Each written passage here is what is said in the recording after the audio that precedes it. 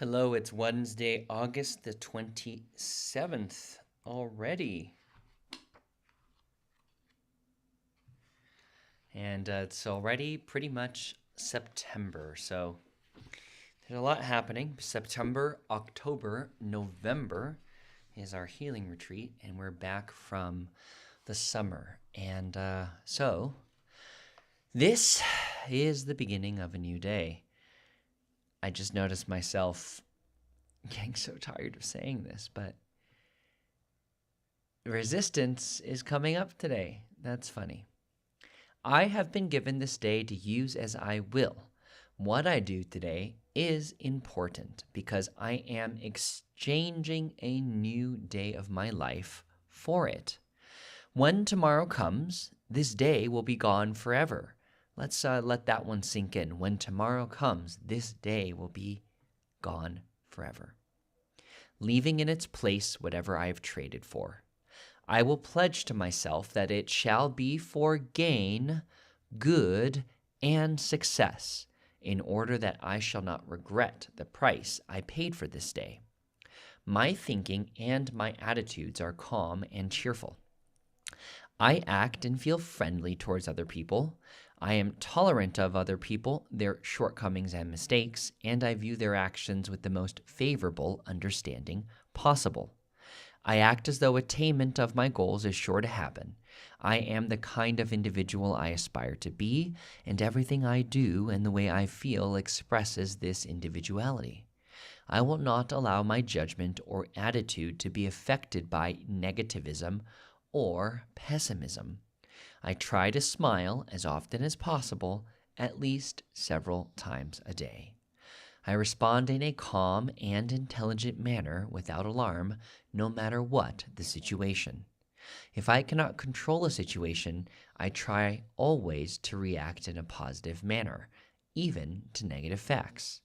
I know that if I apply myself to forming habits to enable me to act in the above manner, it will have a positive influence on my self-image in a most constructive way.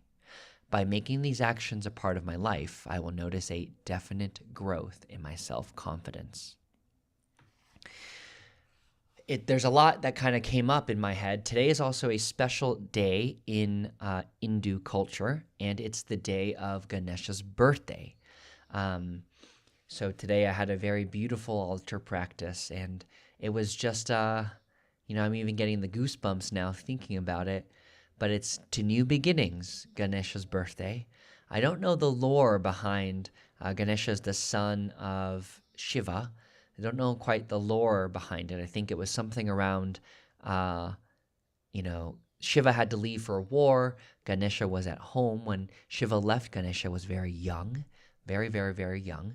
And when Shiva came back, he saw this beautiful, handsome man next to his wife, Devi. And so in a fit of rage, cut Ganesha's head off, only to later find out that this was actually, in fact, his son. And so along those lines, Shiva said, hey, pick any animal, or Shiva picked an animal off from the ground, and for that, picked the elephant, and for that, Ganesha has an elephant head and a human body. Apparently, Ganesha really loves sweets, and what I've learned is that when it comes to needing to take tests and when you've got something important in front of you, you can go in front of the Ganesha altar and then do your 8 Om Ganeshas while holding your hands to your ears and doing some squats. So today I haven't done that in such a long time, but went forth and did that too as well. Because in fact, it is a time of new beginnings. We are passing in from this school year. What I'm noticing is we passed from the summer, students, kids kind of being in that, and now it's this next part. From a stock market perspective, I think a part of the reason maybe why September's not so great is because of all this movement. Everyone's going back into the job, the school, and you kind of have to resettle back into what might be going on. And so, what a beautiful day to be alive. I got to see a wonderful, let's see if we can get this to show up on the screen. But before entering my house today, I saw the most beautiful, beautiful, beautiful looking hummingbird.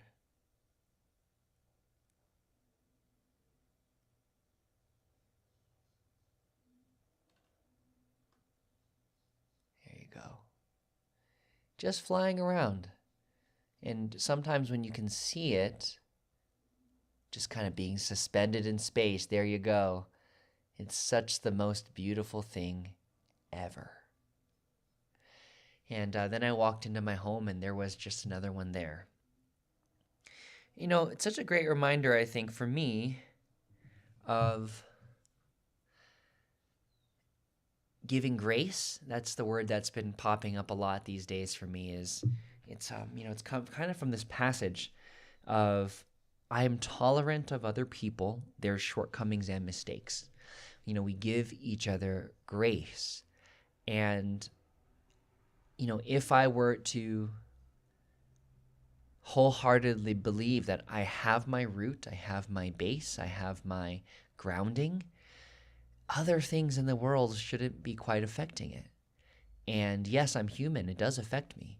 But this commitment and this impact I think one can have on the world when you are grounded in yourself is something I find a valuable aspiration to be, and I'm on the path to being that. And so let's do one more reading. My voice is getting a little bit sore. I'm starting the 75 hard challenge, or 75-40 we're doing, but it's a lot of water, sticking to a diet, exercise, which I've already been going through, reading a book, no alcohol. And I think a part of that is also my path to be a wider person. So that theme of being a wider person continues to come up. The theme of let's be courageous and have the courage to keep pursuing our commitment and our focus. And along the lines, having joy. Let's see. Very funny. This is not about a hummingbird, but it's about something else. The tuft puffin. There is a little island off the coast of British Columbia whose stony crags are inhabited by a species of birds called the puffin. It is a small tufted bird, a tufted puffin. I have no idea what tufted means. Take it away from that area and it cannot survive. It has no resistance. I think it's a penguin. This tufted puffin is so fragile that it cannot endure or overcome stress. It dies if you take it away from its natural habitat. What kind of bird are you? Are you a tufted puffin with a sawdust stuffin'? Or are you a goal striver, a stress survivor? That is what success is all about, rising above a problem, a stress. There is a poem by Victor Hugo called Wings.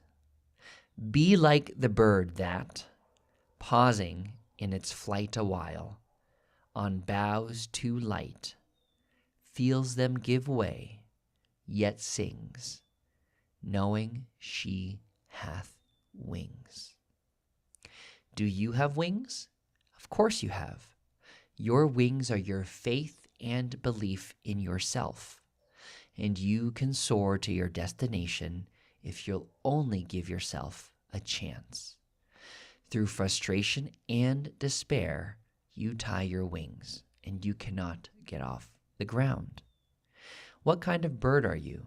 A tufted puffin? Or can you, with wings of faith and belief, reach your destination? I believe you can. You have to believe it too. You have to believe that you came into this world to succeed, to rise above fear, to rise above a stress, turning your life into a continuous, creative opportunity. There you have it. I'm Philip Chun, and seamos mágicos.